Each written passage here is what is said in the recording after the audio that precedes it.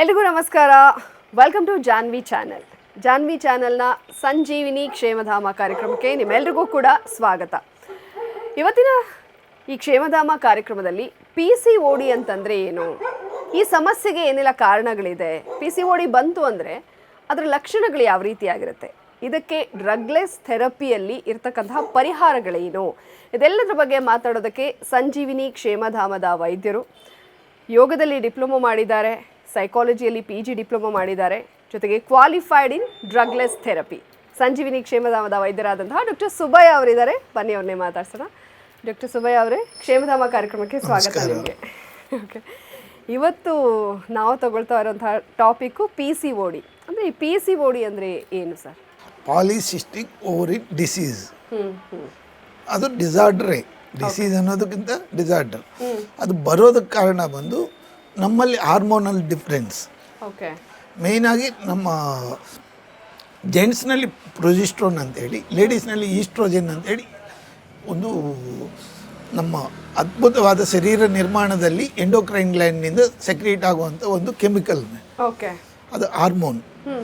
ಈ ಹಾರ್ಮೋನ್ ಯಾವಾಗ ಕಡಿಮೆ ಆಗುತ್ತೋ ಆವಾಗ ಸಿಸ್ಟ್ ತಯಾರಾಗುತ್ತೆ. ಓಕೆ, ಸಿಸ್ಟ್ ಅಂದರೆ ಗಾಳಿ ಬುಡುಗೆ ಅಂತಲೂ ನಮ್ಮ ಕನ್ನಡದಲ್ಲೇ ಹೇಳ್ತೀವಿ. ಓಕೆ, ಅವು ಬಂದಾಗ ಏನಾಗುತ್ತೆ ಅನ್ನೋದಕ್ಕಿಂತ ಫಸ್ಟ್ ಬಂದು ಓವರಿ ರಿಲೀಸ್ ಆಗೋದಿಲ್ಲ. ಓವರಿ ರಿಲೀಸ್ ಆಗಿಲ್ಲ ಅಂತ ಹೇಳಿದರೆ ಗರ್ಭ ತಾಳುವಂಥದ್ದು ನಮಗೂ ಬರೋದಿಲ್ಲ. ಆ ಗರ್ಭಾಶಯದಲ್ಲಿ ಸ್ಪರ್ಮು ಓಮು ಮಿಕ್ಸ್ ಆಗೋ ಜಾಗನಲ್ಲಿ ಇರೋದಿಲ್ಲ. ಎರಡಕ್ಕೂ ರಿಲೀಸ್ ಆಗುತ್ತೆ ಓಮ್, ಇಲ್ಲಿಂದ ಸ್ಪರ್ಮ್ ಹೋಗಲ್ಲ. ಈ ಬುಡ್ಡೆ ಹಿಂಗೆ ನಮ್ಮ ಟ್ಯೂಬ್ನಲ್ಲಿ ಅಡ್ಡ ಇರುತ್ತೆ, ಒತ್ತಡ ಇರುತ್ತೆ. ಆ ಒತ್ತಡದಿಂದ ಏನಾಗ್ತಾ ಇದೆ, ನಮಗೂ ಹಾರ್ಮೋನಲ್ ಇಂಬ್ಯಾಲೆನ್ಸ್ ಆಗಿದ್ದರಿಂದ ಮೆನ್ಸ್ಟ್ರಲ್ ಸೈಕಲ್ ಸರಿಯಾಗಿರಲ್ಲ, ಹೊಟ್ಟೆ ನೋವು ಜಾಸ್ತಿ ಇರುತ್ತೆ, ಜೊತೆಯಲ್ಲಿ ಕ್ರ್ಯಾಂಪ್ಸ್ ತುಂಬ ಜಾಸ್ತಿ ಇರುತ್ತೆ. ಹಿಡ್ಕೊಂಡು ಹಂಗೆ ಮಲಗಿಬಿಡ್ತಾರೆ ಮಕ್ಕಳು. ಇವನ್ನು ನಾವು ಸುಲಭವಾಗಿ ಯಾವುದೇ ರೀತಿಯಲ್ಲಿ ಔಷಧಿ ಇಲ್ದಿರೋ ರೀತಿಯಲ್ಲಿ ನಮ್ಮನ್ನು ನಾವು ಸರಿಪಡಿಸ್ಕೊಂಡೋದಕ್ಕೂ ದಾರಿಗಳಿದೆ. ಅದನ್ನು ನಾವೇನು ಮಾಡ್ತಾ ಇದ್ದೀವಿ, ಎಲ್ಲದಕ್ಕೂ 99% ಸ್ವಲ್ಪ ಓವರಿನ್ ಸಿಸ್ಟ್ ಇದೆ ಅಂದ ತಕ್ಷಣ ಸರ್ಜರಿ ಅಂತ ಹೇಳ್ತಾರೆ. ಸರ್ಜರಿನಿಂದ ಏನಾಗ್ತಾ ಇದೆ, ಮತ್ತು ಅದು ತುಂಬ ಕಾಂಪ್ಲಿಕೇಶನ್ಸ್ ಆಗುತ್ತೆ. ಯಾಕಂತೇಳಿದ್ರೆ ನಾವು ಮನುಷ್ಯರು ಕಟ್ ಮಾಡಿದಾಗ ಟ್ಯೂಬ್ ಹೋದರೆ ಹೋಯ್ತು, forever they are losing their fertility. ಕರ್ನಾಟಕದ ಅತಿ ದೊಡ್ಡ ಫಿಶ್ ಅಕ್ವೇರಿಯಂ, ಲೋಕಲ್ ನಿಂದ ಗ್ಲೋಬಲ್ ತನಕ ಎಲ್ಲಾ ರೀತಿಯ ಮೀನುಗಳು ಹಾಗೂ ಕಸ್ಟಮೈಸ್ಡ್ ಅಕ್ವೇರಿಯಂಗಳು ಲಭ್ಯವಿರುವ ಕರ್ನಾಟಕದ ಅತಿ ದೊಡ್ಡ aquarium new king aquarium, Yelahanka ರೈತರ ಸಂತೆ ಬಸ್ ಸ್ಟ್ಯಾಂಡ್, ಬೆಂಗಳೂರು. 9742786429 9742883999. ಅದಕ್ಕಿಂತ ಗರ್ಭಕೋಶ ತೆಗೆದಿದ್ದಾರೆ ಅಂತಲೇ ಹೇಳ್ಬೋದು.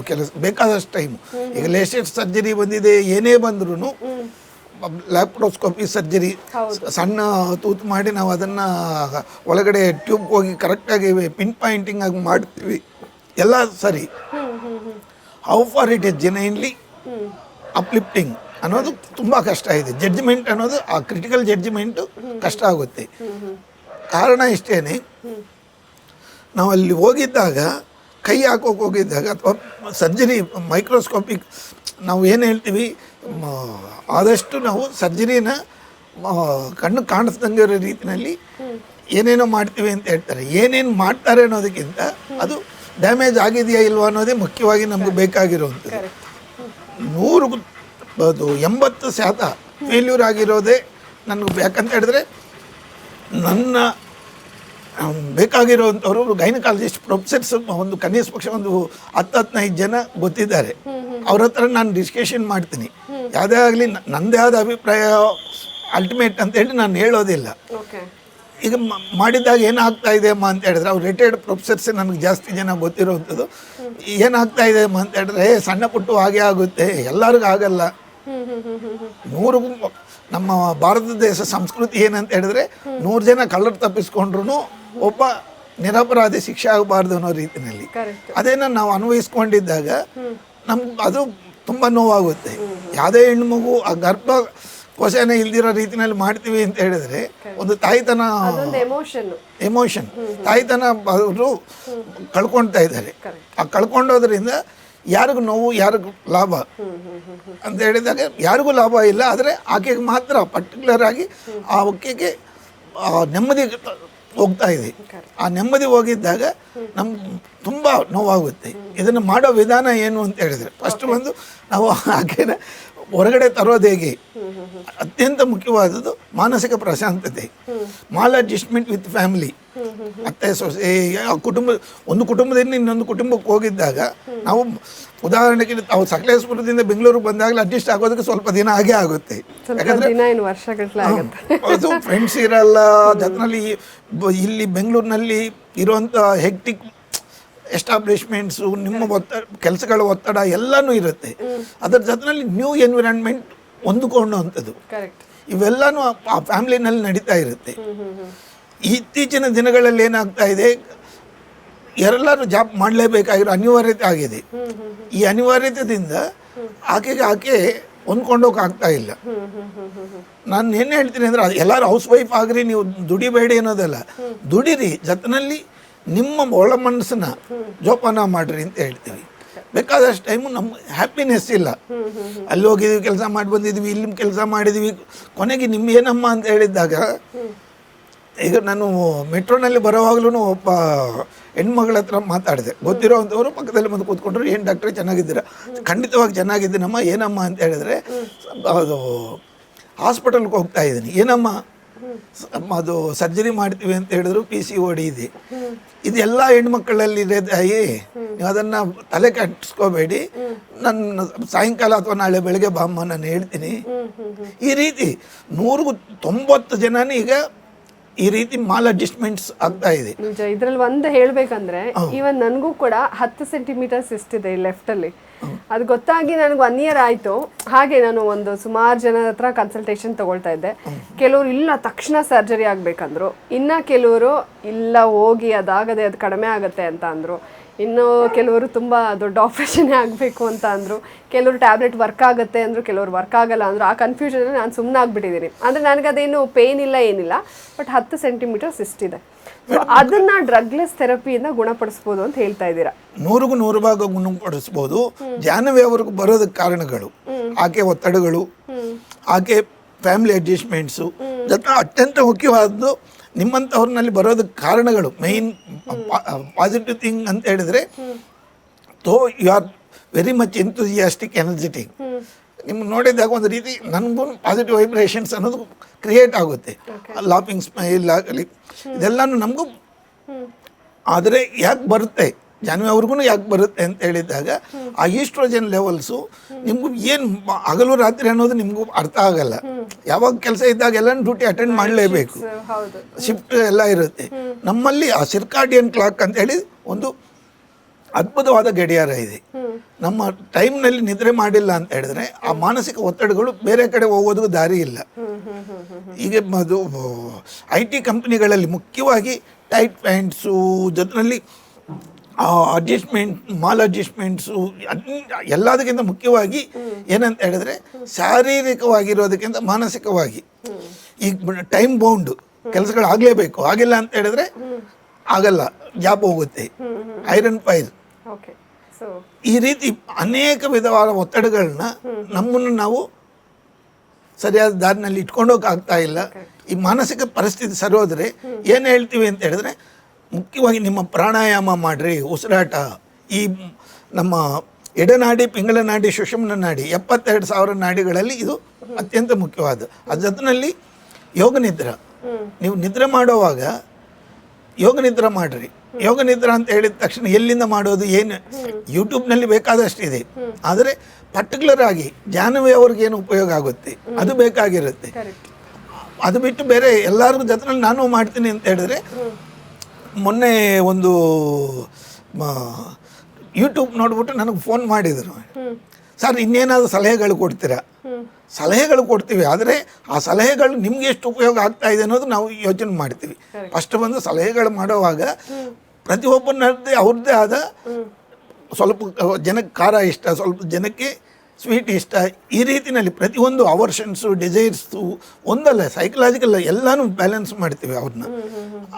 ಅತ್ಯಂತ ಅಮೂಲ್ಯವಾದ್ದೇನು ಅಂತ ಹೇಳಿದ್ರೆ ಯೋಗ ಪ್ರಾಣಾಯಾಮ ಜೊತೆಯಲ್ಲಿ ಅವರಿಗೆ ಆಕು ಪ್ರೆಷರ್ ಮಾಡಬೇಕಾ, ಅದು ಹೇಗೆ ಮಾಡಬೇಕು, ಹಿಪ್ನೋಥೆರಪಿ ಮಾಡಬೇಕಾ, ಯಾವ ರೀತಿ ನಾವು ಮೇಯ್ನಾಗಿ ಹಿಪ್ನೋಸಿಸ್ ಮಾಡಲೇಬೇಕಾಗುತ್ತೆ. ಅವ್ರನ್ನ ಆ ಒಂದು ಕಲ್ಪನಾ ಲೋಹದಿಂದ ಬಂದು ನಿಜಾಂಶಗಳೇನು, ನೀವು ಹೇಗೆ ಇದ್ದರೆ ನಿಮಗೂ ಆ ಮಗು ಅನ್ನೋ ತಾಯ್ತನ ಬರುತ್ತೆ, ಇವೆಲ್ಲ ಹೇಳೋವಾಗ ಅದರದ್ದೇ ಆದ ವ್ಯತ್ಯಾಸಗಳು ನಾವು ಕಂಡಿಡಿದು ಅವ್ರಿಗೆ ಕೊಡೋದರಿಂದ 100% ಭಾಗ PCODನೇ ಅಲ್ಲ, ಅವರು ತಾಯ್ತನೂ ಕೊಡಬಲ್ಲೆ ನನ್ನ ಮಗು, ಅವ್ರು ಯಾರೇ ಇರಲಿ. ನಾವೇನು ಮಾಡ್ತೀವಿ, ನಮ್ಮ ವಯಸ್ಸು ನಮ್ಮ ಮಕ್ಕಳು ಅಂತೇಳಿ ನಾವು ಅವ್ರನ್ನ ಆಪ್ಯಾಯತದಿಂದ ನಾವು ಕೊಡಬಲ್ಲೆ ಅನ್ನೋ ಧೈರ್ಯ ನನಗಿದೆ. ನಾನು ಅದನ್ನು ಪ್ರಾಕ್ಟೀಸ್ ಮಾಡ್ತಾ ಇದ್ದೀನಿ. Okay, super sir. ಆ್ಯಕ್ಚುಲಿ ಅದೊಂದು ಎಮೋಷನ್ ಇದ್ದೇ ಇರುತ್ತೆ ಎಲ್ಲ ಹೆಣ್ಮಕ್ಳಿಗೂ ಕೂಡ. ಆ ತಾಯ್ತನ ಅನ್ನೋದು ಇದೆಯಲ್ಲ, ಅದನ್ನು ಅನುಭವಿಸ್ಬೇಕು ಅನ್ನೋ ಆಸೆ ಇದ್ದೇ ಇರುತ್ತೆ. ಈಗ ಈ ಲೈಫ್ ಸ್ಟೈಲು ಸ್ಟ್ರೆಸ್ಸಿಂದ ಈ ಸಿಸ್ಟು ಅದೇ PCOD ಸಮಸ್ಯೆಗಳಾಗ್ತಾ ಇರೋದ್ರಿಂದ ಸ್ವಲ್ಪ ಗರ್ಭ ಧರಿಸೋದಕ್ಕೂ ಕೂಡ ಸಾಕಷ್ಟು ತೊಂದರೆಗಳಾಗ್ತಾ ಇದೆ. ಸೊ ಅದಕ್ಕೆ ನಿಮ್ಮಲ್ಲಿ ಪರಿಹಾರ ಇದೆ ಅಂತ ಹೇಳ್ತಾ ಇದ್ದೀರಾ. ಅಂದರೆ ಈಗ ಈ PCOD ಅಥವಾ ಸಿಸ್ಟ್ ಎಲ್ಲ ಆಗುತ್ತಲ್ಲ, ಅಂದರೆ ಅದರ ಲಕ್ಷಣಗಳು ಹೇಗಿರುತ್ತೆ, ಅಂದರೆ ಏನೆಲ್ಲ ಕಾಂಪ್ಲಿಕೇಶನ್ಸ್ ಆಗುತ್ತೆ ಅಂತ? ಫಸ್ಟ್ ಆ್ಯಂಡ್ ಫಾರ್ಮೋಸ್ಟ್ ಥಿಂಗ್, ಅವರು ಬೇಕಾದಷ್ಟು ಜನಕ್ಕೆ ಹೊಟ್ಟೆ ನೋವು ಬರ್ಬೋದು, ಬರ್ದಂಗೆ ಇರ್ಬೋದು, ಆದರೆ ಮೆನ್ಸ್ಟ್ರುವಲ್ ಸೈಕಲ್ ಇರ್ರೆಗ್ಯುಲಾರಿಟಿ ಅನ್ನೋದು ಖಂಡಿತ ಇರುತ್ತೆ ಒಂದು. ಎರಡನೇದು ಬಂದು ಆ ನೋಟಿಸ್ ಬರೋಷ್ಟಿಗೆ ಅವ್ರಿಗೇನಾಗಿರುತ್ತೆ, ತುಂಬ ಜನ ಏನು ಮಾಡ್ತಾರೆ, ನಮ್ಮ ಈ ಪೋಸ್ಟ್ಪೋನ್ಮೆಂಟ್ ಪಿಲ್ಸ್ ಉಪಯೋಗಿಸೋದ್ರಿಂದ ಜಾಸ್ತಿ ಜನಕ್ಕೆ ಬರ್ತಾ ಇದೆ. ಇದನ್ನು ಕಡಿಮೆ ಮಾಡ್ಕೋಬೇಕಿದ್ರೆ ಆಹಾರ ಪದ್ಧತಿನಿಂದನೇ ಸುಮಾರು ಜನಕ್ಕೆ ನಾವು ಕಡಿಮೆ ಮಾಡ್ಬೋದು. ಆಹಾರ ಪದ್ಧತಿ ಏನು ಅಂತ ಹೇಳಿದ್ರೆ ಈ ಪಿಜ್ಜಾ, ಬರ್ಗರು, ಅವು ಇವು ಸೋಕಾಲ್ಡ್ ಫುಡ್ಸ್ ತಿನ್ನಬಾರ್ದು, ಮೈದಾ ಪದಾರ್ಥಗಳು, ಆದಷ್ಟು ಬೇಕರಿ ಐಟಮ್ನ ಅವಾಯ್ಡ್ ಮಾಡಿ ಅಂತ ನಾನು first and foremost thing nutritive education ಅಂದ ತಕ್ಷಣ ನಾನು ಹೇಳೋದೇನಂತ ಹೇಳಿದ್ರೆ ಇವನ್ನ ಅವಾಯ್ಡ್ ಮಾಡಿರಿ. ಜೊತೆಯಲ್ಲಿ ನಮ್ಗೆ ಬೇಕಾಗಿರುವಂಥ ಆಹಾರ, ಸೌಮ್ಯವಾಗಿ ಸಾಧಾರಣವಾಗಿರುವಂಥ ಆಹಾರಗಳು, ನಿಮ್ಮ ಮನೆಯಲ್ಲೇ ಮಾಡಿಕೊಂಡು ಬಹುದಾಗಿರುವಂಥ ಆಹಾರಗಳು, ಇವೇನಂತ ಹೇಳಿದ್ರೆ ಅತ್ಯಂತ ಮುಖ್ಯವಾದದ್ದು. ನಾವು ತಿನ್ನೋವಾಗ ವಿಟಮಿನ್ಸ್ ಪಿಲ್ಸ್ ತಗೋಬೇಡಿ. ಯಾವುದೇ ರೀತಿಯಲ್ಲಿ ವಿಟಮಿನ್ ಪಿಲ್ಸ್ನಿಂದ ನಮಗೂ ಉಪಯೋಗ ಇಲ್ಲ. ಸೊಪ್ಪು ತರಕಾರಿ ಏನಿದೆಯೋ ನ್ಯಾಚುರಲ್ ಫುಡ್ನ ಜಾಸ್ತಿ ಎಂಕರೇಜ್ ಮಾಡ್ತೀವಿ. ಅದು ಬಂದಾಗ ಏನಾಗ್ತಾ ಇದೆ, ನಮ್ಮಲ್ಲಿ ಹತ್ತಿನಲ್ಲ ಇತ್ತಿನಲ್ಲ. ಈಗ ನಾನು ಆಹಾರದಲ್ಲಿ ನಾನು ಯಾವುದೇ ಆಗಲಿ ಎತ್ತಿ ಪಕ್ಕದಲ್ಲಿ ಇಡಲ್ಲ. ಅವ್ರು ಖಾರ ಇರಲಿ, ನಾನು ಖಾರ ತಿನ್ನಲ್ಲ, ಆದ್ರೂ ಖಾರನೂ ಎತ್ತಿ ಪಕ್ಕದಲ್ಲಿ ಇಡಲ್ಲ. ಹಾಕುವಾಗಲೇ ಸ್ವಲ್ಪ ಕಡಿಮೆ ಹಾಕ್ರಿ ಅಂತ ಕೇಳಿಸ್ಕೊಂಡು ತಿಂತೀವಿ.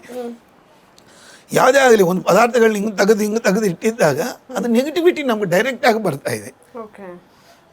ಬೇಡ ಬೇಕು ಅನ್ನೋದು ತುಂಬ ಇಂಬ್ಯಾಲೆನ್ಸ್ ಆಗಿ ನಮ್ಗೆ ನಾವು ಮಾಡ್ತಾ ಇದ್ವಿ. ಅದು ಇಂಬ್ಯಾಲೆನ್ಸ್ಗಳನ್ನ ಕಡಿಮೆ ಮಾಡ್ಕೊಂಡ್ರಿ ಅಂತ ಹೇಳ್ತೀವಿ. ಬೇಡದಿರೋ ಪದಾರ್ಥಗಳನ್ನ ಅಸಲು ಹಾಕಬೇಡಿ. ಇನ್ಅವಾಯ್ಡಬಲ್. ಎಲ್ಲ ಹೋಟೆಲ್ಗೆ ಹೋಗಿದ್ದೀವಿ, ಒಂದ್ಸತಿ ನೀವು ಏನೇ ಮಾಡಿದ್ರೂ ನಡೆಯುತ್ತೆ, ಯಾವುದೋ ಅಪರೂಪಕ್ಕೆ ಹೋಗ್ತೀವಿ, ತಿಂತೀವಿ. ಇದರ ಜೊತೆಯಲ್ಲಿ ನಮ್ಮ ಜೀವನ ಪದ್ಧತಿನ ಒಂದು ದಾರಿಗೆ ತನ್ನಿರಿ.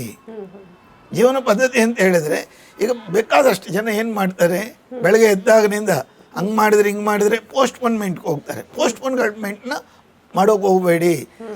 ಆದಷ್ಟು ನಿಮ್ಗೆ ಅರ್ಲಿ ಏಜಸ್ನಲ್ಲಿ ಮದುವೆ ಆಗಿದ್ದ ಒಂದು 2 ವರ್ಷದ ಒಳಗಡೆ ಮಗು ಆದರೆ ತುಂಬ ಒಳ್ಳೆಯದು.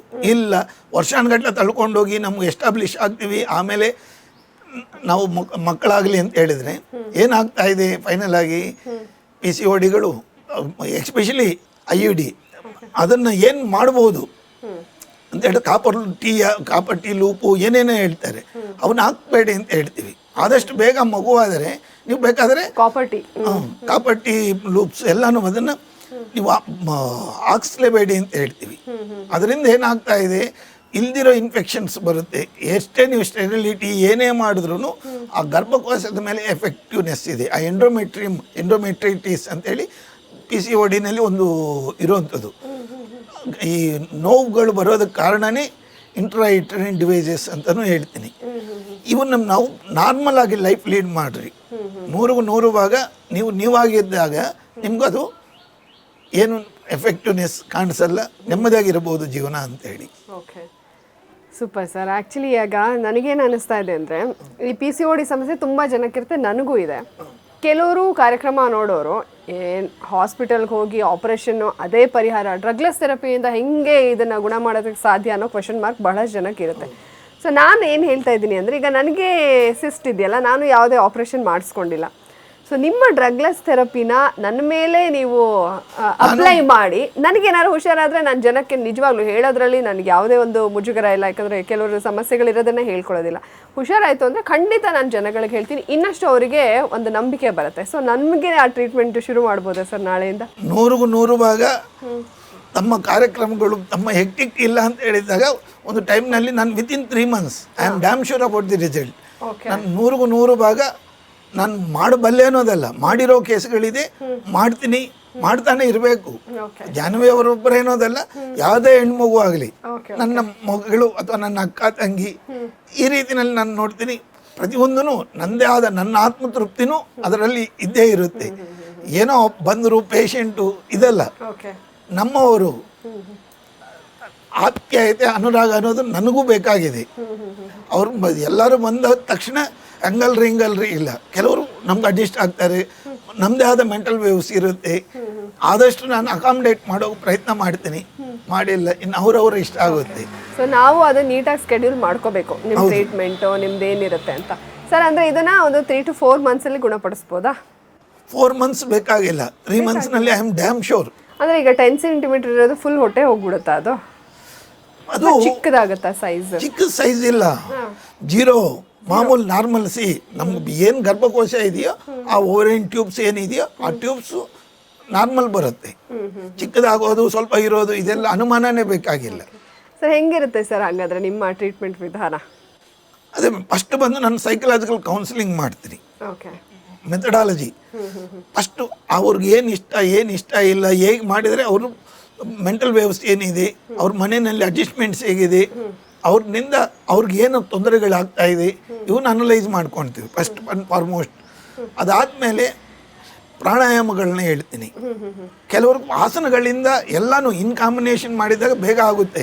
ಆಸನಗಳನ್ನ ಬಟರ್ಫ್ಲೈ, ಭುಜಂಗಾಸನಗಳು, ಬೇಕಾದಷ್ಟು ಆಸನಗಳಿದೆ. ಎಲ್ಲರೂ ಆಸನ ಮಾಡೋಬೇಕಾದ ತಕ್ಷಣ ಏನು ಹೇಳ್ತಾರೆ, ಅಯ್ಯೋ ನಾನು ಅಷ್ಟು ಮಾಡೋಕ್ಕಾಗಲ್ಲ. ಮಾಡಿಲ್ಲ ಅಂದ್ರೆ ತೊಂದರೆ ಇಲ್ಲ. ಪ್ರಾಣಾಯಾಮ ಎಲ್ಲರೂ ಮಾಡಬಹುದು. ಉಸಿರಾಟ ಯಾರು ನಿಲ್ಸೋಕ್ಕಾಗುತ್ತೆ. Mudra, bandhas, kriyas, hypnotherapy, acupressure, yoga nidra, 1 by 1 ನಾವು ಎಲ್ಲನೂ ನನಗೆ ಗೊತ್ತಿರೋದೆಲ್ಲನೂ ಅವ್ರ ತಲೆ ಮೇಲೆ ಹಾಕಿ ನನಗೆ ಭಾರ ಮಾಡಿ ಮಾಡಬೇಕಾಗಿರೋ ಪರಿಸ್ಥಿತಿ ಏನಿಲ್ಲ. ಅವ್ರಿಗೇನು ಅರ್ಥ ಆಗುತ್ತೆ, ಅವ್ರು ಯಾವ ರೀತಿ ಮಾಡಿದರೆ ಸುಲಭವಾಗಿ ಇದಾಗ್ತಾರೆ. ಅದು ಬೆಸ್ಟ್ ಕೇಸ್ ಅಂತ ಹೇಳಿದ್ರೆ 30 daysನಲ್ಲಿ ವಾಸಿ ಆಗಿರೋದು ನನ್ನ ಹತ್ರ ಕೇಸ್ ಇದೆ. ಅಂದರೆ ಅವರು 100% ಹೌಸ್ ವೈಫು, ಜೊತೆಯಲ್ಲಿ ಯಾವುದೇ ರೀತಿಯಲ್ಲಿ ಒತ್ತಡ ಇದ್ರೂ ನಿಭಾಯಿಸ್ಕೋಬಲ್ಲರು. ಅತ್ಯಂತ ಅಮೂಲ್ಯವಾದದ್ದು, they can able to spare the time for the treatment with dedication, devotion, determination. ನಾನು ಮಾಡಲೇಬೇಕು, ಬೇರೆ ದಾರಿ ಇಲ್ಲ, ನನಗೆ ಬೇಕೇ ಬೇಕು ಅಂತ ಹೇಳಿದವರಿಗೆ 30 daysನಲ್ಲಿ ಮಾಡ್ಬೋದು. ಆದರೆ ಅವರು ಅಷ್ಟು ಟೈಮ್ ಕೊಡಬೇಕು. ಟೈಮ್ ಇಲ್ದಿರೋವ್ರಿಗೂ ನಾನು 30 ದಿನದಲ್ಲಿ ತಮ್ಮಂಥ ಬಿಸಿ ಶೆಡ್ಯೂಲ್ ಇರೋವ್ರಿಗೂ ನಾನು ಧಾರಾಳವಾಗಿ ಹೇಳಬಲ್ಲೆ, ಧೈರ್ಯವಾಗಿ ಹೇಳಬಲ್ಲೆ. ಕರ್ನಾಟಕದ ಅತಿ ದೊಡ್ಡ ಫಿಶ್ ಅಕ್ವೇರಿಯಂ, ಲೋಕಲ್ ನಿಂದ ಗ್ಲೋಬಲ್ ತನಕ ಎಲ್ಲಾ ರೀತಿಯ ಮೀನುಗಳು ಹಾಗೂ ಕಸ್ಟಮೈಸ್ಡ್ ಅಕ್ವೇರಿಯಂಗಳು ಲಭ್ಯವಿರುವ ಕರ್ನಾಟಕದ ಅತಿ ದೊಡ್ಡ aquarium new king aquarium, Yelahanka ರೈತರ ಸಂತೆ ಬಸ್ ಸ್ಟ್ಯಾಂಡ್, ಬೆಂಗಳೂರು. 9742786429, 9742883999. ಅಂದ್ರೆ ಎಲ್ಲ ಆನ್ಲೈನ್ ಅಲ್ಲಿ ಸರ್, ನಿಮ್ದು ಟ್ರೀಟ್ಮೆಂಟ್ ಎಲ್ಲ ಆನ್ಲೈನ್ ಅಲ್ಲಿ? 99% ಆನ್ಲೈನೇ. ತುಂಬ ಅಪರೂಪವಾಗಿ ಬನ್ನಿರಿ, ಭೇಟಿಯಾಗ್ರಿ ಅನ್ನೋದು ಇನ್ನು ಅವ್ರಿಗೆ ಅರ್ಥ ಆಗಿಲ್ಲ ಅನ್ನೋವಾಗ ಮಾತ್ರನೇ ಅಪರೂಪಕ್ಕೆ ಅಂತ ಹೇಳಿದ್ರೆ ಯಾವುದೋ ಒಂದು ತುಂಬ ರೇರ್ ಕೇಸ್. ಇಲ್ಲಿವರೆಗೂ 1 ಕೇಸ್ 2 ಕೇಸ್ ಆಗಿದೆ, ಸಾವಿರಾರು ಕೇಸ್ಗಳಲ್ಲಿ. ಅಂಥವು ತುಂಬ ಅಪರೂಪ, ಆನ್ಲೈನೇ. ಸೊ ಹಾಗಾದರೆ ನಿಮ್ಮನ್ನ ಕಾಂಟ್ಯಾಕ್ಟ್ ಮಾಡಬೇಕು ಅಂತಂದರೆ ನಿಮ್ಮ ಸಂಜೀವಿನಿ ಕ್ಷೇಮಧಾಮಕ್ಕೆ ಬಂದರೂ ಕೂಡ ಸಿಗ್ತೀರಾ? ನೀವು ಓವರ್ ದಿ ಫೋನ್ ಕಾಲ್ ಕೂಡ ಸಿಗ್ತೀರಾ? 99% ಫೋನ್ ಕಾಲಲ್ಲಿ. ಆನ್ಲೈನ್ ನನಗೆ ಬೆಸ್ಟ್. ಅವ್ರ ಟ್ರಾವೆಲಿಂಗ್ ಟೈಮ್ ಇರಲ್ಲ, ನನಗೂ ಟ್ರಾವೆಲಿಂಗ್ ಟೈಮ್ ಇರಲ್ಲ. Okay, so super sir. ಇವತ್ತಿನ ಕ್ಷೇಮಧಾಮದಲ್ಲಿ ನೀವು PCOD ಅಂತಂದರೆ ಏನು, ಅದಕ್ಕೆ ಏನೆಲ್ಲ ಕಾಂಪ್ಲಿಕೇಶನ್ಸ್ ಆಗುತ್ತೆ, ಡ್ರಗ್ಲೆಸ್ ಥೆರಪಿಯ ಮೂಲಕ ಹೇಗೆಲ್ಲ ಗುಣಪಡಿಸ್ಬೋದು ಅಂತ ಹೇಳಿದರೆ, ಅದರಲ್ಲೂ ನನಗೆ ತುಂಬ ಕ್ಯೂರಿಯಾಸಿಟಿ ಬಿಲ್ಡ್ ಆಗ್ತಾ ಇದೆ. ಯಾಕಂದರೆ ನಾನು ನಾಳೆಯಿಂದನೇ ನಿಮ್ಮ ಹತ್ರ ಆನ್ಲೈನ್ ಟ್ರೀಟ್ಮೆಂಟ್ ಶುರು ಮಾಡ್ತೀನಿ. ನೋಡೋಣ ಎಷ್ಟು ಸಮಯದಲ್ಲಿ ಅದು ಗುಣಮುಖವಾಗುತ್ತೆ. ಈ ಕಾರ್ಯಕ್ರಮದಲ್ಲೇ ನಾನು ನಮ್ಮ ವೀಕ್ಷಕರಿಗೂ ಕೂಡ ಹೇಳ್ತೀನಿ. Thank you sir, thank you very much. ಇವತ್ತು PCOD ಸಮಸ್ಯೆ ಬಗ್ಗೆ ಸಾಕಷ್ಟು ವಿಚಾರಗಳನ್ನು ತಿಳಿಸ್ಕೊಟ್ಟಿದ್ದಕ್ಕಾಗಿ. ಸೊ ನೋಡಿದ್ರಲ್ಲ ವೀಕ್ಷಕರೇ, ಕ್ಷೇಮಧಾಮ ಕಾರ್ಯಕ್ರಮದಲ್ಲಿ ಡಾಕ್ಟರ್ ಸುಬ್ಬಯ್ಯ ಅವರು PCOD ಸಮಸ್ಯೆಗೆ ಏನೆಲ್ಲ ಪರಿಹಾರಗಳಿದೆ ಅನ್ನೋದನ್ನು ತಿಳಿಸ್ಕೊಟ್ರು. ಬಹಳಷ್ಟು ಹೆಣ್ಮಕ್ಳಿಗೆ ಈ ಸಮಸ್ಯೆ ಆಗ್ತಾ ಇರುತ್ತೆ. ನಿಮ್ಮೆಲ್ಲರಿಗೂ ಕೂಡ ಇವತ್ತಿನ ಕಾರ್ಯಕ್ರಮ ಉಪಯೋಗಕಾರಿಯಾಗಿದೆ ಅಂತ ಭಾವಿಸ್ತೀನಿ. ಡಾಕ್ಟರ್ ಸುಬ್ಬಯ್ಯ ಅವರನ್ನ ನೀವು ಸಂಪರ್ಕ ಮಾಡಬೇಕು ಅಂತಂದರೆ ಸ್ಕ್ರೀನ್ ಮೇಲೆ ಅವರ ವಿಳಾಸ ಕೂಡ ಡಿಸ್ಪ್ಲೇ ಆಗ್ತಾ ಇದೆ. ಜೊತೆಗೆ ಅವರ ಕಾಂಟ್ಯಾಕ್ಟ್ ನಂಬರನ್ನು ಕೂಡ ನಾವು ಡಿಸ್ಪ್ಲೇ ಮಾಡ್ತಾ ಇದ್ದೀವಿ. ಈ ನಂಬರ್ಗೆ ನೀವು ಅವ್ರನ್ನ ಕಾಂಟ್ಯಾಕ್ಟ್ ಮಾಡಿ. ನಿಮಗೆ ಈ ಕಾರ್ಯಕ್ರಮದಲ್ಲಿ ಹೇಳದಂತಹ ವಿಚಾರದ ಬಗ್ಗೆ ಏನಾದರೂ ಡೌಟ್ಸ್ ಇದ್ದರೆ, ನಿಮ್ಮದೇ ಆದಂತಹ ಪ್ರಶ್ನೆಗಳಿದ್ದರೆ ನೀವು ಕಮೆಂಟ್ ಮಾಡಬಹುದು. ಆ ಎಲ್ಲ ಪ್ರಶ್ನೆಗಳಿಗೂ ಕೂಡ ಡಾಕ್ಟರ್ ಸುಬ್ಬಯ್ಯ ಅವರು ಉತ್ತರವನ್ನು ಕೊಡ್ತಾರೆ. ಇದುವರೆಗೂ ಜಾನ್ವಿ ಚಾನಲ್ಗೆ ಯಾರೆಲ್ಲ ಸಬ್ಸ್ಕ್ರೈಬ್ ಮಾಡಿಲ್ವೋ ಸಬ್ಸ್ಕ್ರೈಬ್ ಮಾಡಿ, ಲೈಕ್ ಮಾಡಿ, ಶೇರ್ ಮಾಡಿ. Be happy.